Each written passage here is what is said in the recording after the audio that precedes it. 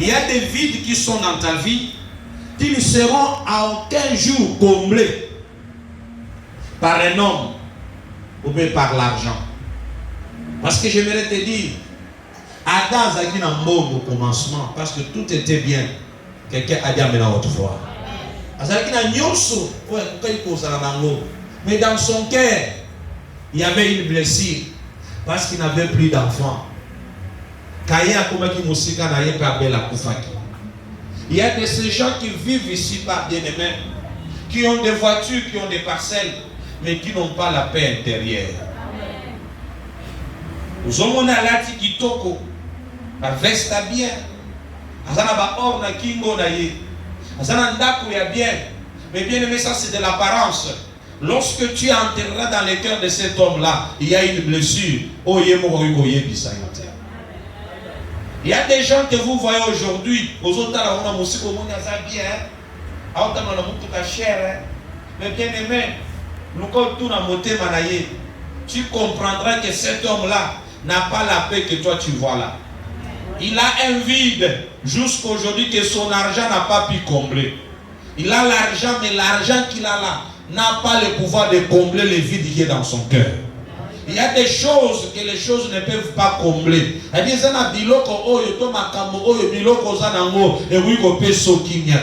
Même les parents ne peuvent pas te donner la paix. Il y a des choses, même tes frères sanguins, tes frères biologiques ne peuvent pas te donner la paix que le Seigneur peut te donner.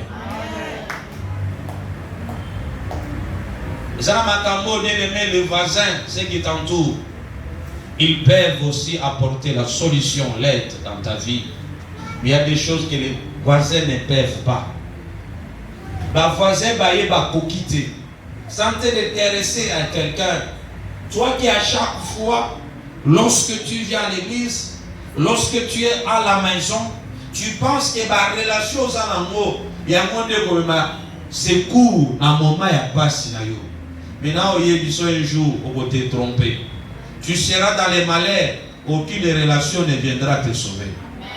On va être déçu. Mon temps a causé là, on va t'attendre que ce qui n'a pas si, n'a eu problème, on va tout misangai, à koki koya kosungangai. Mais ce jour-là, on va soutenir la réponse à vos pesayo et vos kamu sayo. Dans mon sous, dans le moment où on a passé, on a sur ma casse, oyo yende la qui était. Il y a des choses, il n'y a que Dieu qui peut apporter la solution à ma problème. Est-ce que je parle à quelqu'un? Il y a des maladies aucun médecin ne peut guérir. Tous les médecins du monde peuvent échouer. Mais il y a des maladies qui sont réservées qu'à l'Éternel. Si l'Éternel ne te guérit pas, personne ne va te guérir. Il y a des problèmes dans ta vie qui ne sont réservés qu'au Seigneur Jésus. Ata kota la pembeni ya moni banyama. Abisu na kena zamba na koboma. Takoya na itie, na lie na lali. Na sana mai, na sana bambisi na mai, na kolo bambisi. Na olamba na kolia. Na sana bambuma likola banzete. Na kokende kukeyi ta mususu na malala. Na komela bajia malala. Na kobuka bitabe na kolia. Me mwana bitabe bobongo na mwana te. Est-ce que quelqu'un a une autre fois? Bitabano 15 jours comme à moi. Niama a comme à moi nate. Okolia basoso mais okotika la casse stérile. Les grands problèmes, à tous la mituka, à tous la bien, mais la stérilité que tu as, aucun homme ne peut enlever ça. C'est un vide. Oh, ezakaka Yesu yemokonda na makoki ya kolongo la stérilité dans zoto na yo. Il y a des choses que la richesse ne peut pas. Et qui a la haute voix. Adam regardait sa femme.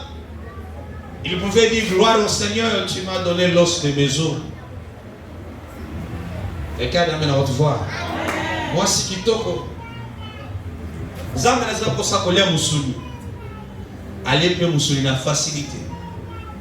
Zamba kosa mbisi. Akena mai a péché. A vu mbisi na facilité. Ali mbisi. Ana posé le ressort la jus. Mais lorsque bazo zomba. Batali bisika bana bazala qui maquiller les associés. Bien aimé vide doit les avoir toujours vide. L'indouçoit les a complétés. Ce que j'avais dit hier à une personne qui est ici. Il y a un vide qui est dans ta vie. Tu marches avec un vide. Ce vide-là, ton mari ne le comblera pas. J'ai dit, tes parents ne combleront pas ce vide-là. Vide c'est le Seigneur Jésus. J'ai dit à une personne, ce que les hommes peuvent faire, Jésus ne le fera pas. Jésus fera ce que les hommes ne feront pas. Je parle à quelqu'un. Ce que les hommes ne peuvent pas faire dans ta vie, c'est ce que Jésus fera dans ta vie. Si tu as $10, Nzamba kopé so $10 te. Nzamba kopé so mongo bato bakoki ko kabela yo te. Mongo bato baza incapable à kopé sa yo. C'est ce que Dieu va te donner afin qu'il y ait une différence entre Dieu et l'homme. Parce que ceux qui Nzamba koki kopé sa biso, oyo bato bakoki kopé sa biso, alors Nzamba azandenge moko na bato. Tika Nzamba za différent na bato bazanzinga nzinga na yo. Nzamba pesa yo oyo bato bapinela yo. Nzamba peso bato bakoki te kopesa yo. En fait kaza la nzambo oyo koki ko admirer, nzambo koki ko komisa. Quelqu'un a bien notre foi. Un jour nzamba kopesa ba mo 7. Et j'aime ce que cette femme d'Ève a lobby certainement. Zamba Kanisinga a remplacé Abel au Caïn à Bomaki. C'est ce que j'avais dit hier dans Bomaki. 7 Azali Abel ou Akufaki sous une autre forme. Quelqu'un a dit Amen à autre forme. Ça dit Jésus dans Akufaki. Nous autres ya kufaki nango. Et ça nous autres yeso sekola ki nango te. Et quand Amen à autre forme. Nous autres kufaki ezali ko seigneur makila. Mais nous autres eseku ezali ko seigneur sous makila te. Quelqu'un Amen à autre forme. Nous autres eseku et c'est quoi qui a solo nous autres ya kokoka nous autres ezaso na potate nous autres on pote se kaoka on doit le dire amen à haute voix. Et j'avais dit cet était le troisième fils azali côté ce chiffre 3. Or Jésus est ressuscité le troisième jour. On doit le dire amen à haute voix. Cet aïe pour la couper sa consolation qu'on ne l'a pas choisi qui na motema ya Adam. Il y a Ève. C'est pour te dire quoi? Vite est dans la motema na yo. Mon temps où on remplace c'est le Seigneur Jésus. Si tu dis amen, Yesu azala consolation ya vie na yo. Yende oyo tata pesa yo pona kolongola mpasi ezaki na motema na yo. Et nanzela Yesu. Nanzela 7 ayo kopesa Adam petit-fils. Quelqu'un a dans haute voix. Na combo ya Enoch. Numéro 8. À partir d'Enoch, c'est en ce moment qu'on commence à invoquer le nom de l'Éternel. Voilà pourquoi tout est notre lobby. Lorsque tu reçois le Saint-Esprit, ou tu reçois le Seigneur Jésus-Christ, il est coupé sur mon centre. Quelqu'un a dans haute voix. Quand Jésus est parti, il nous a envoyé le Saint-Esprit. Et celui qui a le Saint-Esprit peut invoquer le nom de Dieu. Alléluia. Et on a le bas qui boye. Et là, on zamba kopé sayo. Et kobote le lokomo kwa malamu. So ki zamba peso mwana kome mamalerte. Mwana on zamba kopé so kona kopé so kimia na vidu wana. Mwana ona kome melo isembo. Ya muna lobi ezana mapambo li muso ekokoma na vie na yo dès que komi na vie na yo et créer promotion. Yana musala mususu ozui lelo musala wana ebomi yo. Mais musala ezute pa nzambe ozui yango lelo epesi yo promotion. Si tu ne dis pas amen au kambi sangai. Tika nzamba pese loko ekopambola yo. Nzamba peso mobali ya kobeto makofite. Ma peso Yesu oyo akobote lo esebo mususu. Amen. Kadi tango seta ye na vie ya Adam.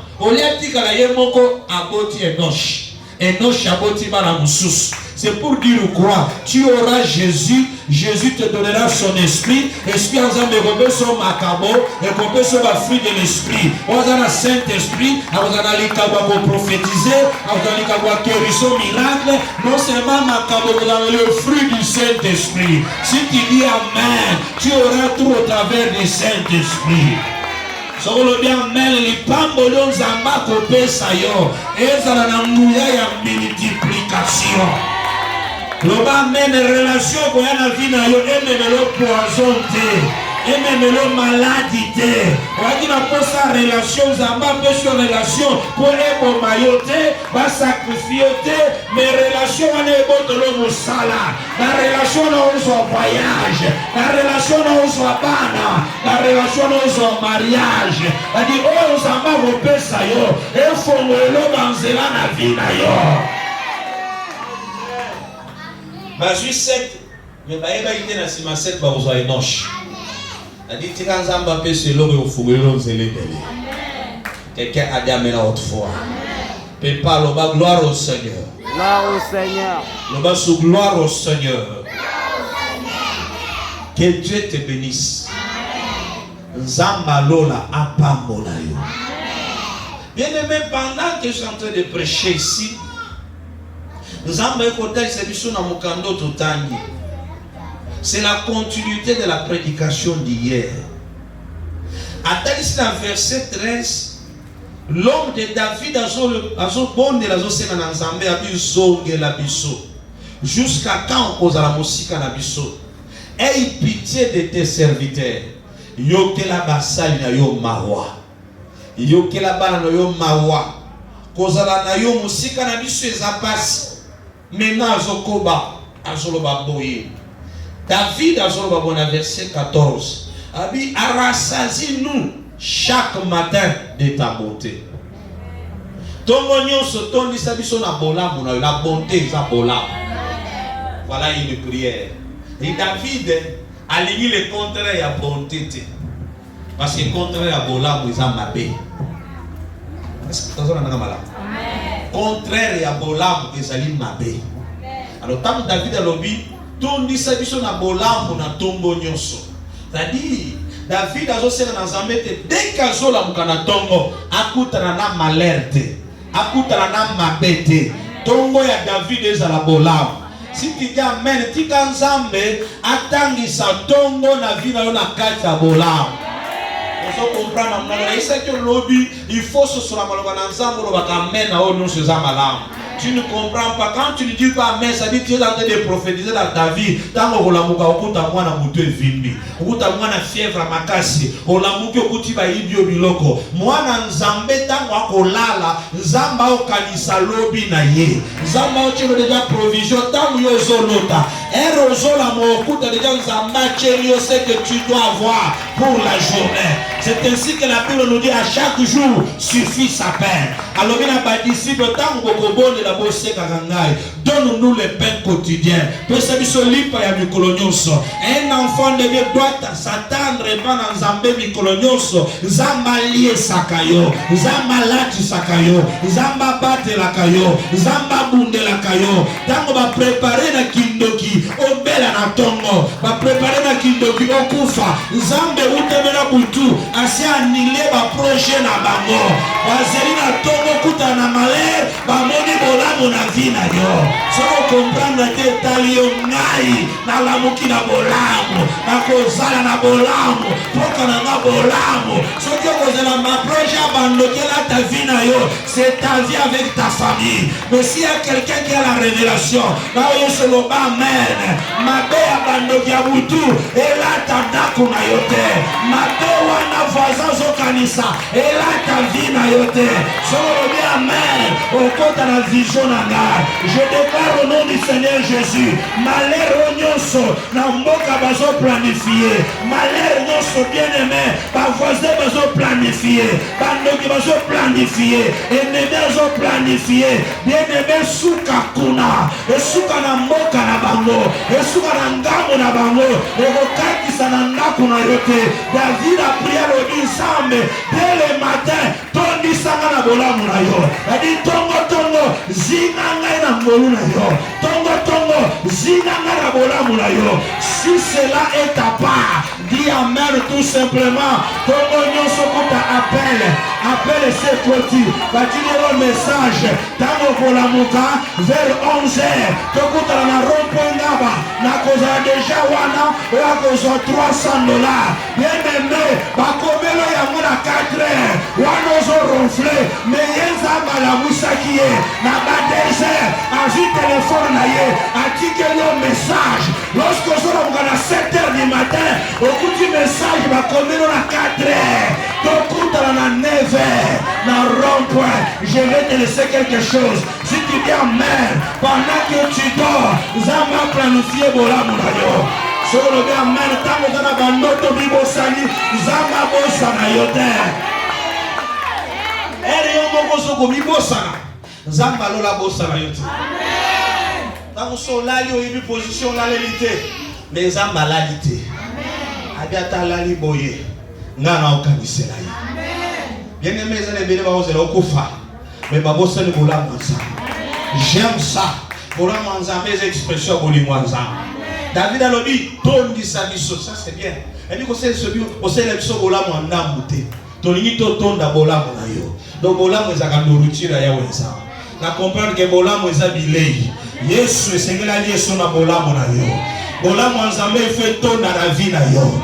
Oh, je déclare à tous ceux qui comprendre te. Bolamu ya nzambe même na bana. Bolamu ya nzambe même na cuisine. Ok na cuisine otali cuisine omoni bolamu ya nzambe.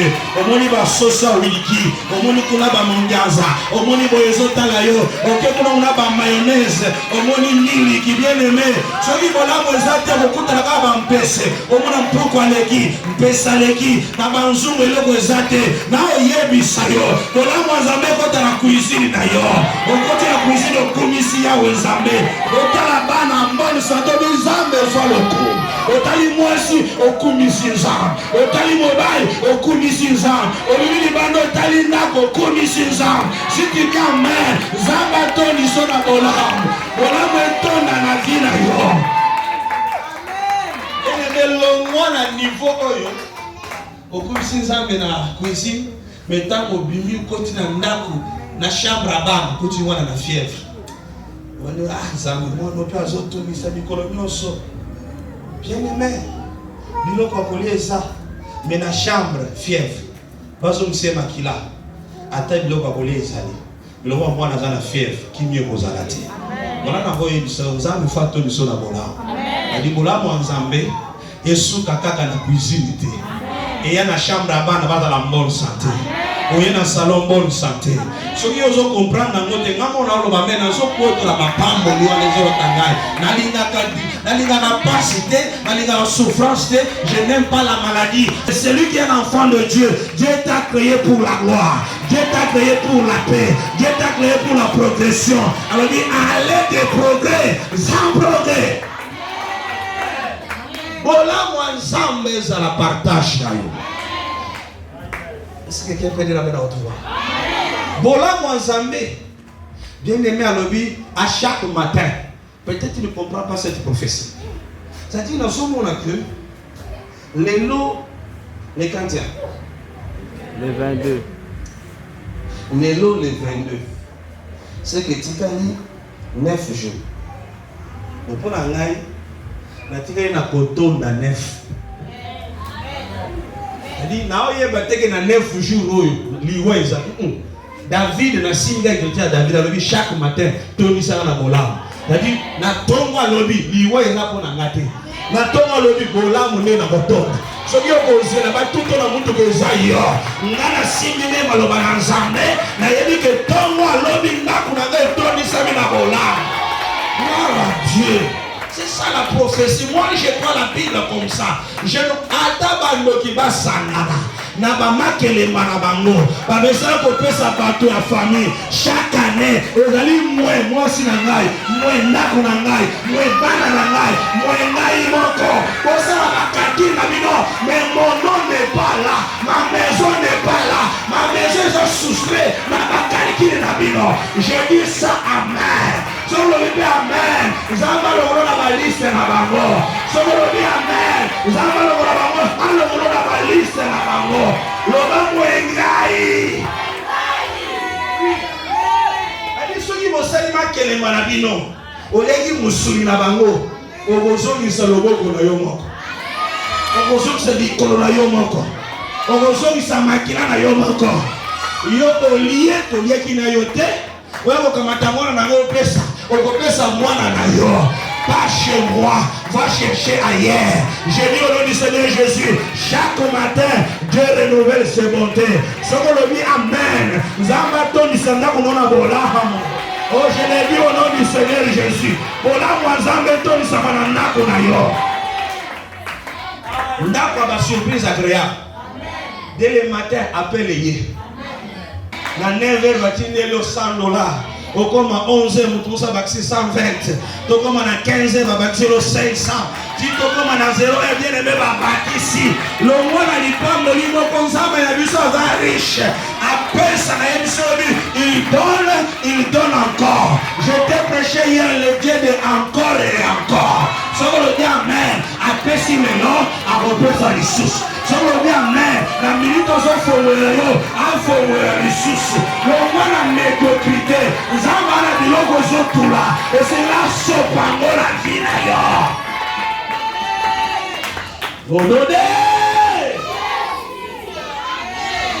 Donc selon la prophétie et ce que je viens de lire, moi je crois que les 9 matins qui sont restés, c'est les 9 matins, il y a Bolam Nzambe. Et puis Bolam, il y a Moukete à Kotona. Oh, il a dit rassagis-nous. Rassagis-nous. Na Bolam, on a eu de ta bonté chaque matin. J'aime ça, le verset 14. Alors oui, Seigneur de grâce, le verset 14. Nekoyo David azo de loko moko ya malamu makasi. Ya malamu makasi. Quelqu'un a dit amen à haute voix. Quelqu'un a dit amen à haute voix. Le verset 14 on dit rassasie-nous chaque matin de ta bonté. Chaque matin talisa biso, tolisa biso na bolamu na yo. Et nous serons toute notre vie dans la joie et dans l'allégresse. Est-ce que tu as compris la parole? Nous ne vivons pas selon ce que le monde a dit. Moi, je te prêche que tu dois vivre selon la volonté de Dieu. Alors, David a comme Salobi a dit notre vie, nous serons dans la joie et dans l'allégresse. C'est-à-dire, vivons nous à la Ganaouya le lot, on se bénit. Lobby, on a passé, ce n'est pas la volonté de Dieu. Non, c'est volonté ensemble, Zalio, on a la joie toute ta vie. Toute ta vie, on a monté à coller la lélate. Si tu dis amen, coller les ou t'as que pas ensemble. Allô, boye, allez de progrès, en progrès. Fouama encore. Si tu dis amen, je te dis que ta vie, na mikolo tikali, au monde a malerte. Na mikolo tikali, au monde a malerte. Alors, toute notre vie, doit vivre en Haïtien. Voilà. Donc David a émis passé. David a beau malade. David a beau échec. A beau comme ça dans la douleur. Oh, moi j'aime ça. J'aime ça dans ma vie. Bien aimé, l'inga ya mon vie na yo. On va n'agaper même 2 ans sans tomber malade. On va n'attaquer 4 ans, bien aimé, 5 ans. Aux hommes na makambo ko matakaka. Depuis on va dire combattant. Aux hommes matakaka. Bien aimé, il y a eu un certain nombre s'attendre qui t'a mis dans cette condition. Le plan de Dieu pour toi, la volonté de Dieu pour toi, et Zali pas voler en Zambé et enrichir yo. Et comme ils sont à Bosu, la bénédiction de Dieu enrichit. Elle ne se fait suivre d'aucun chagrin. Il dit pas voler en Zambé dans un chagrin. Le chagrin c'est le malheur. Le chagrin c'est la souffrance. Quand Dieu te bénit, et Zapoli pas voler est demeuré en abondance. Si tu crois cela, laisse que la volonté parfaite de Dieu s'accomplisse dans ta vie, afin que tu vives la paix durable, tu vives la gloire durable. Tu es ici, je déclare la guérison dans ta chair. Je déclare la guérison dans ta chair. Que la maladie te quitte au nom du Seigneur Jésus. La Bible me dit le souhait de notre Dieu est que vous soyez en bonne santé. Amis, soyez en bonne santé. Prospérez à tous égards. Soyez en bonne santé. La maladie ne vient pas de Dieu. Si tu crois en cela, que la maladie quitte ta chambre, quitte ta maison, quitte ton corps. Au nom glorieux suprême du Seigneur de Nazareth. Est-ce que tu as dit amen à haute voix? Cet homme, je l'aime beaucoup. Un homme très profond. Alors il rassasie nous chaque matin de ta bonté. Et nous serons toute notre vie dans la joie et l'allégresse. Je dis amen, Dieu aussi amen. Tikanzamba tol sabola mon vie. Na bandeli tikali 9 jours. Loba 9 jours à bolam. Comment le boli kolo? Loba 9 jours à bolam. Loba namoni bolam. Mata na molimbo namoni bolam. Loba na sakoli bolam. Na loni bolam. Na ndako na ngai. Na famille na ngai. Na bana na ngai. Na nzoto na ngai. Na loni bolam. Na 9 jours etikali. Bolam eleki. Eleki ndelo. Na tondi yango. Loba na zo sakola. Na vi na ngai. Na loni ka bolam. Na vi na ngai. Na loni accidente. Loba na pindoli. Na longola accident. Lobi na déraciner accident. Na déraciner maladie. Na déraciner kozanga. Na déraciner son. Est-ce que vous avez lobi na déraciner liwa. Na déraciner ma surprise désagréable. Aujourd'hui ça pour nous ça malade ma vie na yo. Yo bi qui te soit fait selon ta foi. La mort et la vie sont au pouvoir de ta langue. Nemozo prophétiser ya monde go sale. Soki ndoki na nguya ya satana azo sakola mutu wana bela mutu abeli azo sakola wana tuta na mutu kwa tuti na mutuka. À combien plus forte raison toi qui as l'esprit supérieur, tu as le Saint-Esprit, si tu as la foi oyo zoloba ya monde go na tanzoto banda ko sakola na longoli liwa loba avec foi na longoli liwa na longoli perte na longoli maladie na longoli accident na longoli mabe ya forme nyonso bitumba nyonso na longi yango na bomo inangai na sakoli bolamu na sakoli bolamu na loni bolamu na loni esengo na loni kimia na loni mongo na loni bonne santé na loni ba surprise agréable na loni kimia au nom de Jésus-Christ. Nazo yebiso avec joie. Je te dis, tu ne mourras pas. Amen. Magambo na oloba soza na miso akomona. C'est-à-dire nzambe lobi akopeso $100. Parce que bolamu tolobi anga bolamu. Nyoka bolamu ezana ba couleur ebele. Bolamu nzamba akopesa yo yebi angote. Yo soka se bolamu ezana souffle de vie. Oui, souffle de vie eza bolamu. Mais tant que ce bolamu nzamba zo zelo lobi, azo surprendre na mutuka. Oyebinde. Qu'il te soit fait selon ta foi. Martin, ça li kolo ya oyo zo ko espérer. Je te dis au nom du Seigneur Jésus, Zambo Oyo, ils ont battu Oya Tomboli Lelo, ma caractère va vous avoir posté. Je te dis au nom du Seigneur Jésus, Dieu peut te recommander dans beauté Mamoutou. Zamba ko sale to kanesti Mamoutou. Zamba ko sa mutu na kanisa kayote, melodi akanisi yo. Si tu dis amen, Zamba remonte na beauté manaye.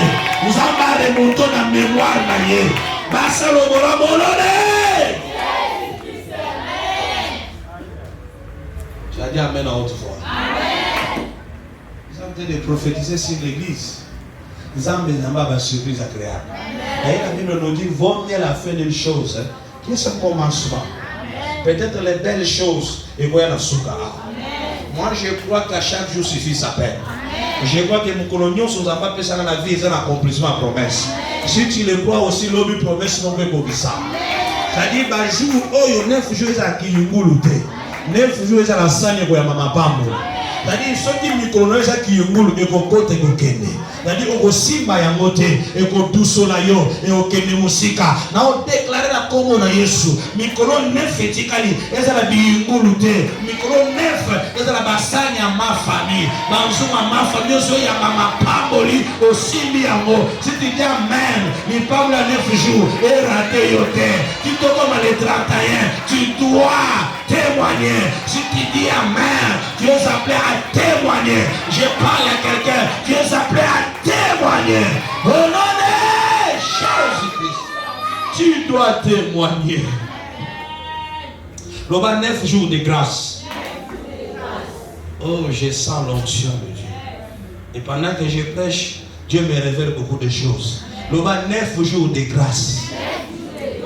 9 jours de bonté. Le 9 jours de surprises agréables. 9 jours de vie en abondance. Quand on parle de la vie en abondance, c'est-à-dire que la vie où ils ont la limite. Quelqu'un d'amener notre foi. C'est une vie qui est bénie. Quelqu'un d'amener notre foi. Au-delà, il y a souffle de vie. Zamba Batiro Moussa. C'est ça la vie qui est en abondance. La vie en abondance, c'est une vie qui a connu l'absence de la pauvreté, l'absence de la maladie. Une vie abondante, et ça dit vie non seulement moté les obètes à nos années là-bas, moté les obètes à Wana Mutuka, moté les obètes à Ozana mariage, moté les autres. Ça dit les gens qui sont vivre, mais comme on sait dans l'Iwa, ça dit la vie est sèche, vie n'est pas au kaoka. Attends moté les obètes, mais on a tina ya vite. Pour ça, mais la poison. Non, on a tina ko vivre te. Parce que dans ça, les kolala te. Dans ça, tana musala te. Dans ça, tana eloko akopesa batute. Dans ça, ya famille. Donc, on a battu en fait. Na yebite na kotina na baleki nini. Na yebite na kopesa maman botinga nini. Or yaya batyo sobaze la kaye. Mais yo ça yaya, tu n'as rien à donner. Bien aimé, je te dis, la vie en abondance est pour son valeur. La vie en abondance est pour combler ma vie d'eau yo zanango. Et puis sa valeur na ki yaya na yo. Et puis sa valeur na ki yaya na yo, qui héritier na yo. La vie présence na yo. Ils ont pris sa solution. Ça vous l'avez dit amen à ma casse. Pour Kamila Bango. Ça vous l'avez amen au routine de la Bango. Les voies et les moyens ne t'appartiennent pas. Les voies et les moyens appartiennent à Dieu. Ne dis pas comment cela arrivera-t-il. Et comment ndengeni na bozomo mo ndengeni na ko kabela ngai biloko passer les autres et comment na zoto na ndengeni. Notre Dieu, c'est un Dieu qui a les moyens, un Dieu qui connaît les voies. Yenda yendo lengi makamone ko koma na vie na yo. Longola mayela ko moto, po mayela ko moto ko longolo ko ndima. E ko bangisa yo. Ngai na zombo ya ko kabela ba mwibuta wapi. Musala nana ngote. Bien aimé, nous avons le but il relève les déchets. Si tu dis Amen, nous avons la passion là, nous sommes les à la quitter. Nous avons le bicam surnaturel, la soukambola. Je dis à une personne n'est pas dans ta famille qui est au c'est là. Parce que Satan na yote, parce que Satan na ba kongo mususu, mais ba ko sutuka, yo ba bosana, yo ba chemote mate, obimeli bango, ba toana makasi turo, ba pied l'autre côté, mais yo kaka, ne mutokolo ma esengo, ya mula o. Si tu dis amen, nous allons à valoriser yo, nous allons à valoriser yo. On a toujours les chèques, mais aujourd'hui tu seras les premiers. Nous allons battre les misamutu na yo, le lo oyo zamba pambo la yo, avant comme les 25, même les 26 au téléma, au béni et aux awapi. Est-ce que vous avez un MPSA? Est-ce que vous avez un Orange Man? Si tu dis amen à votre voix, vous avez un peu sauvé. Si tu dis amen à votre voix,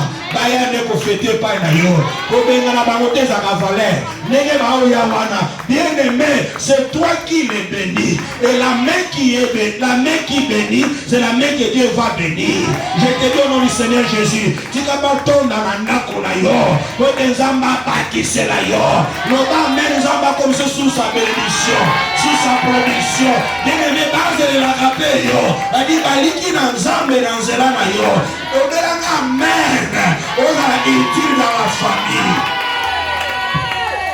Dieu t'a créé pour que tu sois utile. Amen. So le verre amen on va utile. Amen. Attends qu'on pèse la ligne te maintenant on pèse. Amen. On pèse mon tout mon pèse. Amen. Bien aimé Zamba peut son valeur. Amen. Zamba sala qui na sukamula au tatola. Amen. Il est l'alpha oméga. Zamba zaki na ibandera mula asui sana na kati ya kimia. Na oloba na komone sur la liste wana oza mpuku na bangote.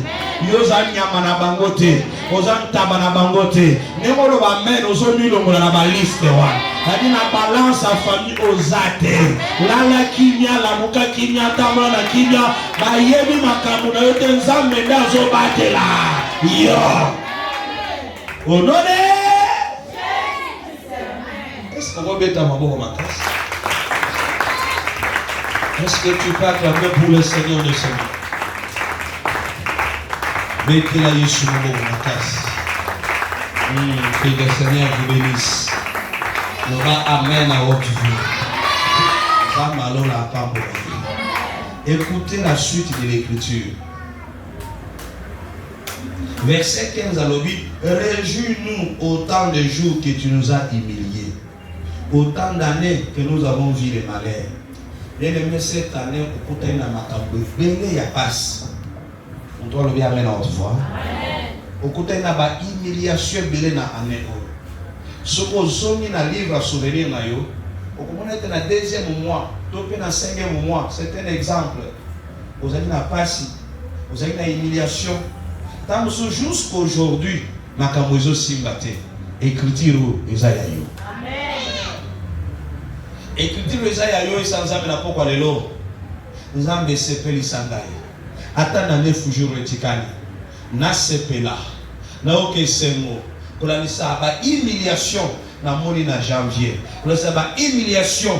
Na moni ta moussou na année passée. Si Dieu commence à te réjouir, il y a beaucoup de choses qui sont bien aimées. Et c'est moi au c'est 2023. Et quand on est en 2025, 2026, ça dépendra de ta foi. C'est le temps de prier, de dire à Dieu, Seigneur, réjouis-moi autant de jours. Et puis, autant d'années.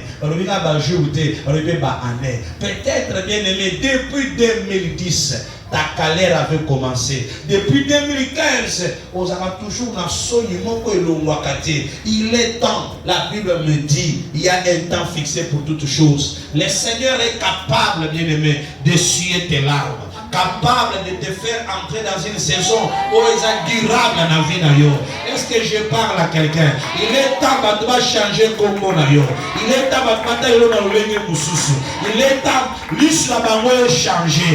Maintenant on a l'issue à l'itio, mais maintenant on a l'issue à Kosenga, l'issue à Kozelaipa. Si tu dis Amen, Dieu va changer ton identité. Si on dit Amen, ça va changer même l'adresse d'ailleurs. Il y a une adresse, vous avez adresse à Sony, l'adresse à humiliation. Si tu dis Amen, Dieu change ton adresse. Si on dit Amen, même en 2023, ça va changer l'adresse d'ailleurs. Après ça adresse à gloire, après ça changer l'identité d'ailleurs. Avec qui vous avez tout rouana, mais tout royo à Kamwe. À zéro qui on adresse, on a vu ça dans la sous wate. À Kobawa, mais pas quoi adresser. Batalicie, yemo wa kani munoko. Si tu me dis Amen, c'est ta prophétie. Si on dit Amen, les amis sakolina yo. Zamba change adresse. Zambe alomro na humiliation. Onone. Akiki sakio baseka kio. Batambola na Congo na bamatanga. Na ba fait ta famille. Ceux qui balier batondi, masolo esini, lisolo na nde chaka ngu. Ba obenda lisolo nini anika. Ya akonda. Wana le bita spo yo kakata, wana na fête. Lisolo na yo eye na mesa. So yo kaka musique kuna courant ki ba lo bisko out obeta ni ba bendi lisolo na yo. Bien aimé, je te dis. Il y a un temps fixé pour toutes choses. Sarah Lobé qui avait dit que Ngana Bobota Banate, qui avait dit que Ngana Komelisate, qui avait dit qu'Abraham Sarah Bobote le Banate, Wanaza, Nakati, Yakumima, Isaac na Maboko na ye. Bien aimé, si tu avais fait à Sarah pendant plusieurs années, cette femme a témoigné. Toi aussi, tu es appelé à témoigner. Mon Dieu n'est pas un Dieu injuste. Zamba Koseki Sayon. Ato umeli bande bele na katia humiliation. Bande bele na katia soni. Il y a un temps fixé pour Dieu.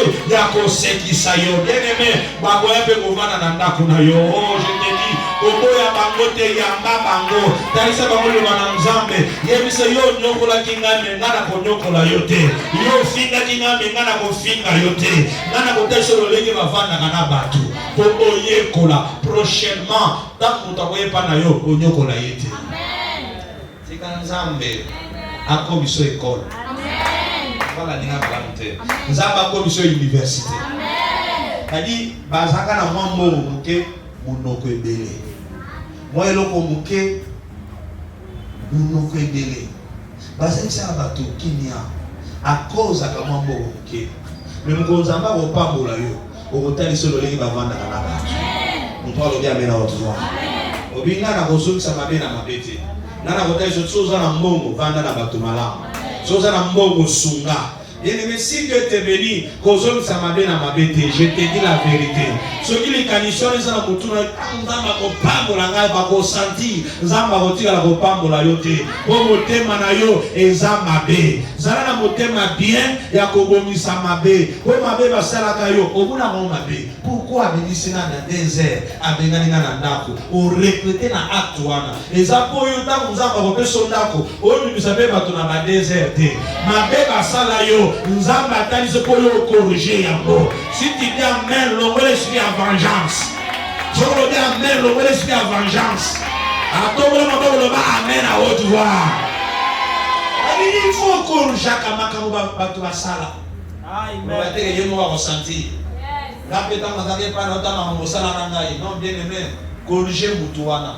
Ton sali a on a motivé pour corriger barrière. Ton sali na motivé pour tout ça batou. Comment tu peux vivre avec les gens? Comment les enfants de Dieu se comportent? Il a fait l'erreur, il a chasser yo, mais yo ko bengana yete. Amen. Toi le gars de notre foi. Amen. Na mbongo na yo kamela ye. Amen. Na mbongo na yo kabola na ye.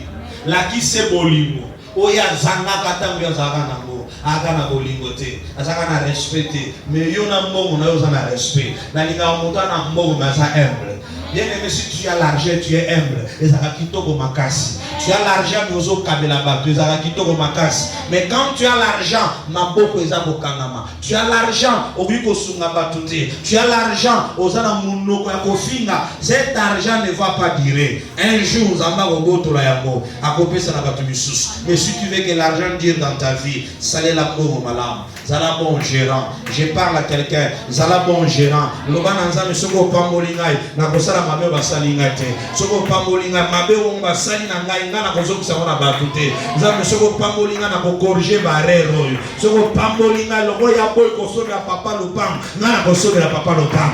Ana mbongo bele famille zaka na pasi. Ana mbongo bele yaya liko kipe bisote. Nzame soko pamolinga na ko corriger yaya. Na kosobela papa lopam. Na sobeli mama lopam. Na cheba ngona ba condition bien.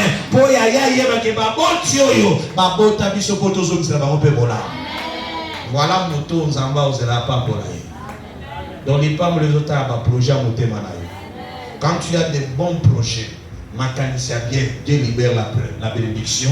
On lui dit oh yo so na pesi a kosala la makanisa za nango. Zambe so atena motema no so mona voyance.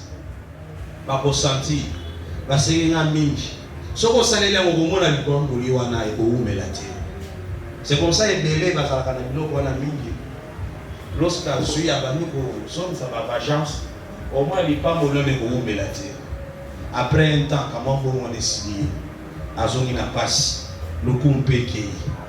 Bien aimé pour les pas mollo demeurer ça la monter ma bien. Est-ce que je parle à quelqu'un? Amen. Aina yetsolo moko. Ela batu susu bana mbo.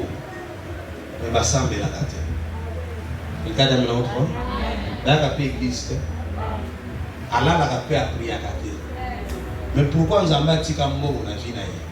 C'est parce qu'attendre ça là-bas. Ikada mna otro. Attaque l'église, te attendre la Bible te, mais akabela ka ba ozo ke l'église. Mbo na ye tangi ça là-bas. Mbo na ye lesa là-bas. Maintenant yo muto sambela ba mbongo na yo etangisa ba tuté yo muto sakolaka opalaka langue o amutema mabe ye anyata l'église te atanga ka bible te mais ye quand même afutela ba paranda ye quand même atangisa baleki na ye muto anenge wana nzamba kotika na mbongo paso na bana na ye. atoloki ekosimba te atoloboza ka mopakano ke na église te nzamba zomona motema na ye. Dieu ne regarde pas l'apparence, il regarde au cœur. Il ne voit pas l'église mazana babon nous œuvre yozwa na église mais ozana misala mabe. Dieu ne va pas te bénir. Voilà pourquoi il y a beaucoup de chrétiens ba mantaka bangomba ba jenaka mingi plus bazo prier plus makambo ezobeba plus bazo prier plus makambo ekende liboso te plus azo bondela plus aza toujours na ba maladie azo toujours na ba dépenses. Bien aimé, c'est l'état du cœur. Abonne la kame motema ne changeate. Mokolo motema ne go changer. O go changer bizali na yo. O koma na motema ko limisa, motema ko kaba, motema bolingo. Nzamba ko libérer lipamboli na vie na yo. Poza vase moko ya malamu. Loba amen nzamba pambola yo. Pepa pour la gloire du Seigneur. Loba nyonso nzamba go pesa na bien aimé fo loba kana vie na yo. Eza pour na ngambo côté. Vous avez, si tu es un écrivain, biloko komi, batromoni angote, qui écrivait dans les anatinate, atomi komisi, qui écrivait dans les anatinate, son na son livre na yo, na tani yango, na bénéficier na connaissance na yo, na tiango na pratique na vie na na pambwana, nde qui écrivait na yo, Jésus le pont. Vous trouvez bien maintenant votre foi. Est-ce que je parle à quelqu'un? Nana mbongo. Tout le monde a ta œuvre sociale moko salate. Mbongo wana eza na mutuya te. Mbongo eza na mutuya lorsque sungi batu.